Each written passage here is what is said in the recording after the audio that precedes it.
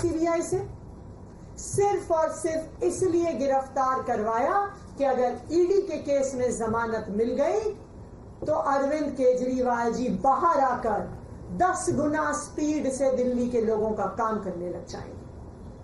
और भारतीय जनता पार्टी का षड्यंत्र रुकता नहीं है, इसलिए सीबीआई के केस में अरेस्ट किया।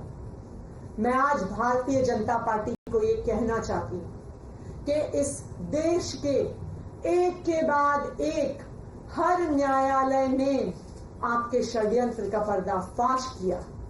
एक के बाद एक न्यायालय ने कहा है कि अरविंद केजरीवाल जी के खिलाफ सबूत नहीं है, और आज एक के बाद एक हर न्यायालय अरविंद केजरीवाल जी को जमानत दे रहा है। मैं भारतीय जनता पार्टी को यह कहना चाहूंगी कि अपना घमंड खत्म करिए, अपना अहंकार खत्म करिए, और बाकी पार्टियों के खिलाफ, लोकतंत्र के खिलाफ षड्यंत्र रचना बंद करिए।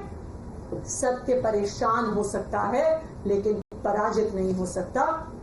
अरविंद केजरीवाल की ये जमानत आज पूरे देश के सामने ये साफ कर देती है कि अरविंद केजरीवाल सत्य के साथ खड़े थे, खड़े हैं और खड़े रहेंगे। अब मैं चाहूंगी कि संदीप जी और सौरभ जी अपनी बात रखें।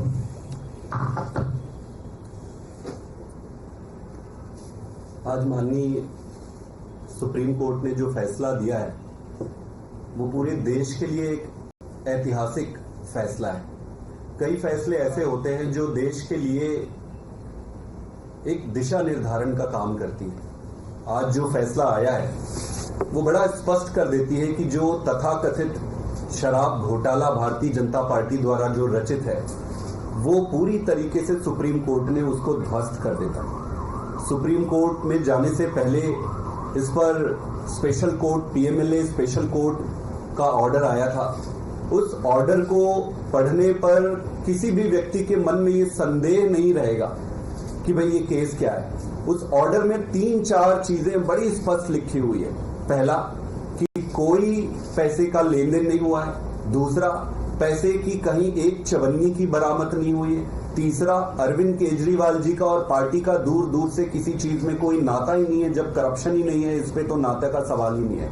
और सबसे इंपॉर्टेंट चीज कि उसमें ईडी के इंटेंट को, ये मार्क करने वाली बात है, कोर्ट के ऑर्डर में ईडी के इंटेंट पे बड़ा क्वेश्चन मार्क लगा है कि ईडी जो है बड़े एक मैलिफाइड इंटेंट के साथ काम कर रही है। ये बहुत बड़ी बात है। जब कोई एक एजेंसी अपने खोटे नियत के साथ किसी पक्ष के साथ व्यवहार करती है तो वो बहुत गंभीर विषय हो जाता है।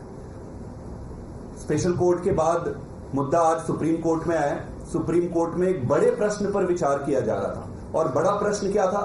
वो बड़ा प्रश्न ये था कि क्या ये पूरे का पूरा अरेस्ट ही इलीगल है।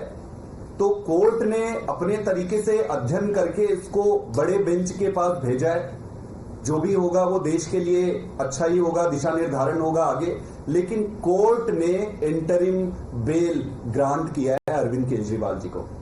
अब आपको ये समझना होगा कि पीएमएलए में जब सारे तथ्य और साक्ष्यों को देखकर सभी सबूत ये जो दिए हैं उसको एग्जॉस्ट करने के बाद ही ऐसे इंटरिम बेल या बेल दिए जाते हैं। तो मेरा ये सबमिशन है भारतीय जनता पार्टी से कि हर कोर्ट में आपको मुंह की खानी पड़ रही है, और ये केस सिर्फ आपके द्वारा रचित एक सर्कस है। तो इस सर्कस को बंद करिए। देश का और जनता का और खास करके दिल्ली की जनता का समय व्यर्थ ना करें। नरेंद्र मोदी जी ने, अमित शाह जी ने और भारतीय जनता पार्टी ने इस देश को एक ही चीज दिया है। हर व्यक्ति का हर कार्यकाल की एक देन होती है कि भाई इसने क्या दिया, इसने क्या दिया, इसके कार्यकाल में क्या मिला।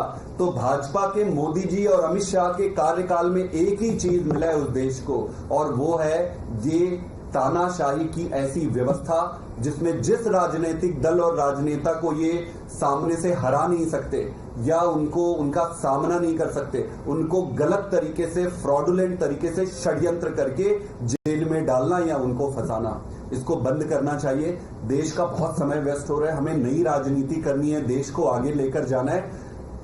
हम सब मिलकर जब अच्छी राजनीति करेंगे तभी देश आगे बढ़ेगा।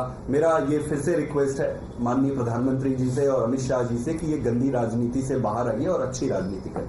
मैं चाहूंगा कि सौरभ जी भी थोड़ा सा इस पर अपनी विचार रखें। जो सुप्रीम कोर्ट की double bench justice Sanjiv Khanna, justice Diwakar Datta की बेंच ने जो सुप्रीम कोर्ट की छुट्टियों से पहले अपना ऑर्डर रिजर्व किया, उसको आज उन्होंने सुनाया। उसके अंदर सुप्रीम कोर्ट के सामने ये सवाल थे कि अगर ईडी पीएमएलए एक्ट के अंदर अंडर सेक्शन 19